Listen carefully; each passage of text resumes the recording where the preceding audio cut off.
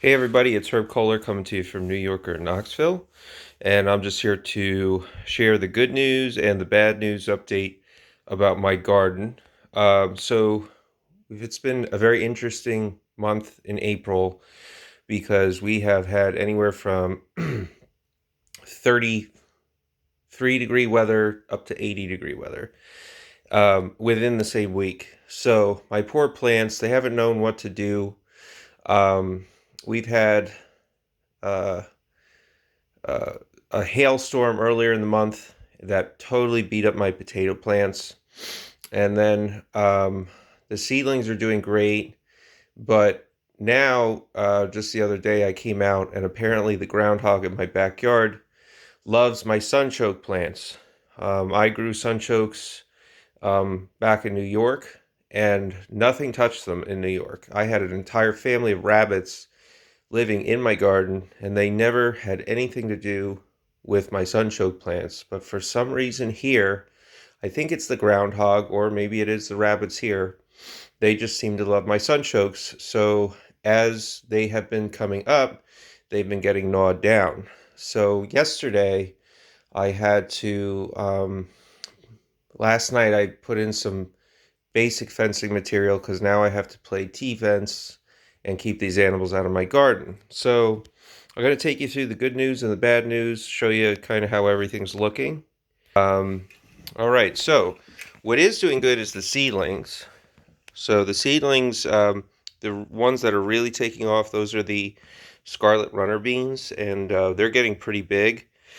My concern is that because they're already way taller than the sunchokes, I'm probably going to have to put some artificial trellises in there, which kind of defeats the purpose of doing a Three Sisters garden because the idea was they were supposed to grow together um, and use the stalk as the trellis on the sunchokes. So I'm hoping the sunchokes will explode and catch up and start to outpace these runner beans, but if they don't, I'm just going to put some basic bamboo trellises or just poles in the garden so they have something to climb up as they go along. The next is these shark fin melons.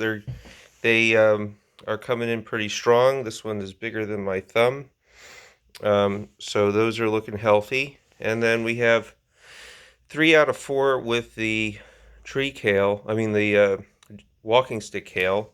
And these are much, I mean, these were way smaller seeds, so it doesn't surprise me that these are coming up smaller and taking a little longer to grow.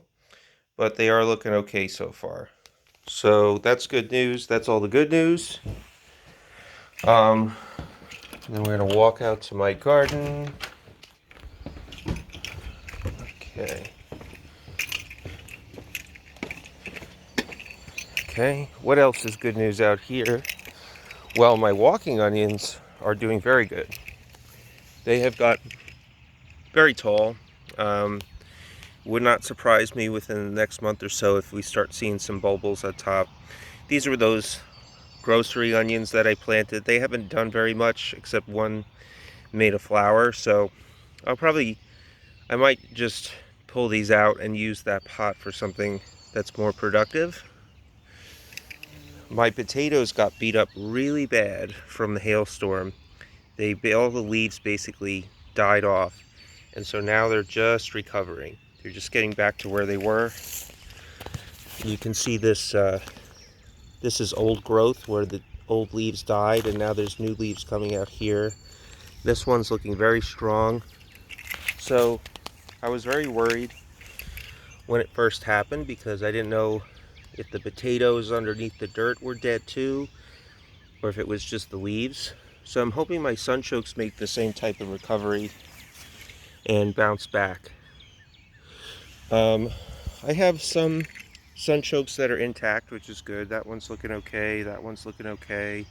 But then you see other ones more behind here that are being chewed on. This side of the garden got it the worst, I think. That was a nice big sunchoke that came up, and then they got gnawed at. So it looks like they are starting to recover. It's just a little discouraging because I was kind of hoping that the stalks on these would be taller than the beans by now. All I did was I went to Lowe's. I got some of these plastic spikes or whatever they're called, and then I just put some chicken wire on the back, and then I have this plastic mesh on the front because once the squash start to take off, I need to give them space to sprawl out. They're going to be crawling forward, so I'll probably take this down, and by the time they get that big, I won't be as concerned about my, things chewing my baby sunchokes. The garden should be much more well established by then. So anyway, that's just the update on my garden. I am really looking forward to this getting off the ground. I think the things are going to start growing much quicker now that it is getting warmer out. The other thing is, I don't know, I don't know if they're wild raspberries or blackberries, but they are sending runners. They're probably raspberries, I'm hoping, but they're wild, and they've sent runners all through the ground here. So I might have some wild raspberries coming up if that's what they are, which would be a nice free plant that exists alongside my garden. So I hope you're doing well. Wish me luck on this garden experiment, and talk to you soon. God bless.